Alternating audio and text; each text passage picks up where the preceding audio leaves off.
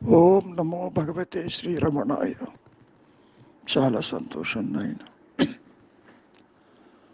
ప్రతి ఒక్కరూ కూడా ఈ మాయలో ఏమనుకుంటూ అంటారంటే,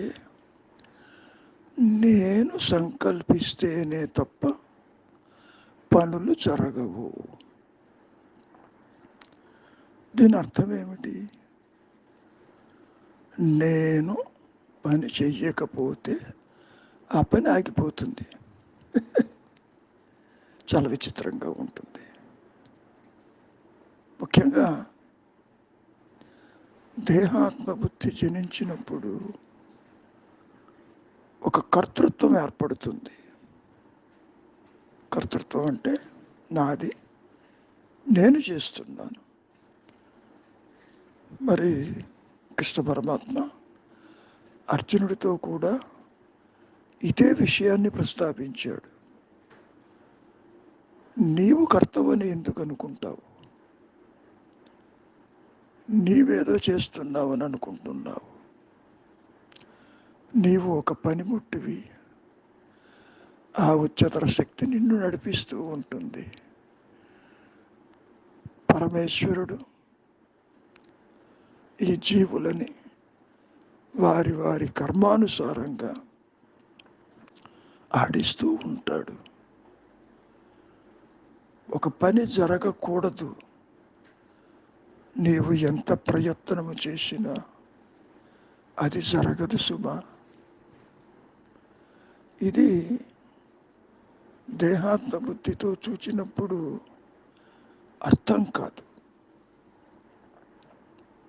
ముఖ్యంగా తాను చేస్తున్నాను, నేను సంకల్పిస్తేనే అవుతుంది, లేకపోతే కాదు. తాను ఒక పనిముట్టు అని, తనకి స్వతంత్రము లేదని, ఒక శక్తి తన్ను నడిపిస్తుందని ఎంత చెప్పినా అంగీకరించడు. సరే, మరి దీన్ని ఏ విధంగా మనం అర్థం చేసుకోవచ్చు? అందుకని పసిపిల్లవాడు నిద్రపోతూ ఉంటే తల్లి ఆహార పదార్థాలు తయారు చేసి వాడి చేత తినిపిస్తుంది. నిద్రమత్తులో అన్నీ తింటాడు. కానీ తెల్లవారుజామున నాకు అమ్మ అన్నం పెట్టలేదంటాడు. అమ్మకి తెలుసు తాను తిన్నట్టు. అదేవిధంగా మూలము నెరిగిన మహనీయులు పనులు చేసినా చెయ్యని వారే, చూసినా చూడని వారే, కర్మలు ఆచరిస్తున్నట్టు కనపడినా కర్తలేని కర్మలు ఆచరిస్తూ ఉంటారు. వాటినే మనం అకర్మ అని కూడా మనం ఈ మాయలో చెప్పుకుంటాం. ఒక రకంగా తీసుకుంటే అకర్మలు ఆచరించేది ఒక్క జ్ఞాని మాత్రమే. అంటే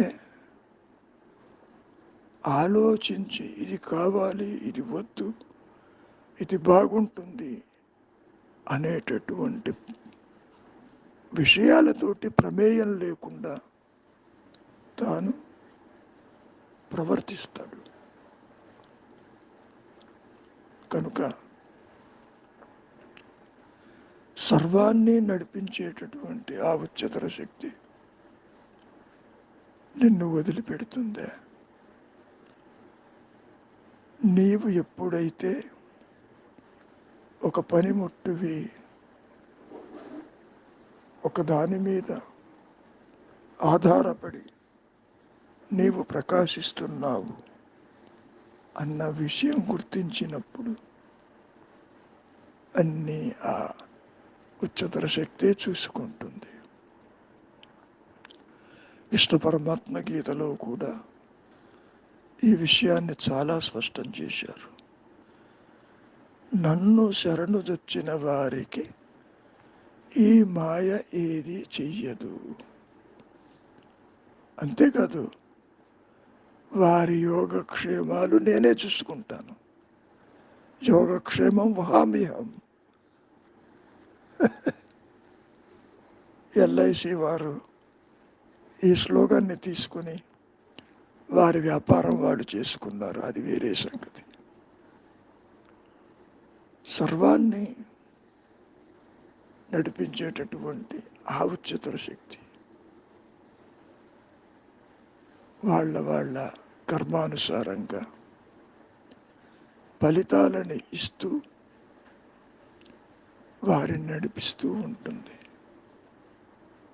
కర్తురాజ్ఞేయ ప్రాప్తతే ఫలం అని ఉపదేశ సారంలో చెప్పినటువంటి మొట్టమొదటి సందేశం అదే కదా. నీవు చేసే కర్మలకి ఆ ఈశ్వరుడు మాత్రమే కర్మ ఫలాలు ఇస్తాడు. అది నీ చేతుల్లో లేదు. ఇక్కడ కూడా భగవద్గీతలో ఇదే విషయాన్ని కృష్ణ పరమాత్మ చాలా స్పష్టంగా చెప్పటం జరిగింది. కర్మ ఫలితాలు నీ చేతిలో లేవు కదా అని కర్మలు మానుటం, చెయ్యకపోవటం అట్లా చెయ్యవద్దు. నీవు కర్మలు ఆచరించవలసిందే. ఆ కర్మకి ఎట్టి ఫలితం ఇవ్వాలి అనేది నాకు వదిలిపెట్టు. ఫలితం నీ చేతుల్లో లేదు కదా అని నేను కర్మలు చేయనంటే కుదరదు. అందుకని అర్జునుడితో కూడా చాలా స్పష్టం చేశాడు. నీ ధర్మాన్ని నీవు నిర్వర్తించు. నీవు చంపుతున్నావని అనుకుంటున్నావు. వారు ఏనాడు నాలో నా క్రోధాగ్నికి పూర్తిగా దగ్గరమైపోయి ఉన్నారు. నీవు ఒక పనిముట్టివి, బాణం వేయటమే నీ వంతు అంటూ ఎంతో స్పష్టంగా తాను కర్త కాదన్న విషయాన్ని అర్జునుడికి తెలియజేయటానికి, మరి కర్మయోగంతోనే కదా భగవద్గీత మొదలైంది. ఆ తరువాత ఎన్నో యోగాలు చెప్పటం జరిగింది. కనుక పుట్టిన ప్రతి జీవి కూడా కర్తృభావన విడనాడాలి. తాను కర్తను కాదు, తాను ఒక పనిముట్టని గుర్తుపెట్టుకోవాలి. మనం ఎన్నోసార్లు చెప్పుకున్నాం, చేతితో పనిముట్టు అన్ని పనులు చేస్తుంది. అన్ని పనులు చేసింది కదా అని పనిముట్టుని చేతిని పట్టుకోమంటే పట్టుకోగలదా? ఇక్కడ కూడా అహంకారము, ఈ వ్యక్తిత్వము ఆత్మ చేతిలో ఒక పనిముట్టు. దాన్ని వారి వారి కర్మానుసారంగా నడిపిస్తూ ఉంటుంది. ఏది అనుభవించవలసి ఉన్నదో అది జరిగి తీరుతుంది. అది ప్రాప్తము కానప్పుడు నీవు ఎంత ప్రయత్నము చేసినా అది నీకు లభ్యము కాదు. కాబట్టి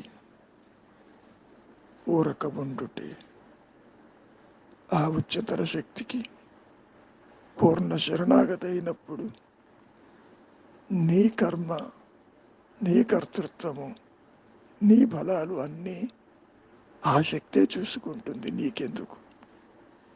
శరణాగతిగా మౌనమే నీ సహజత్వం.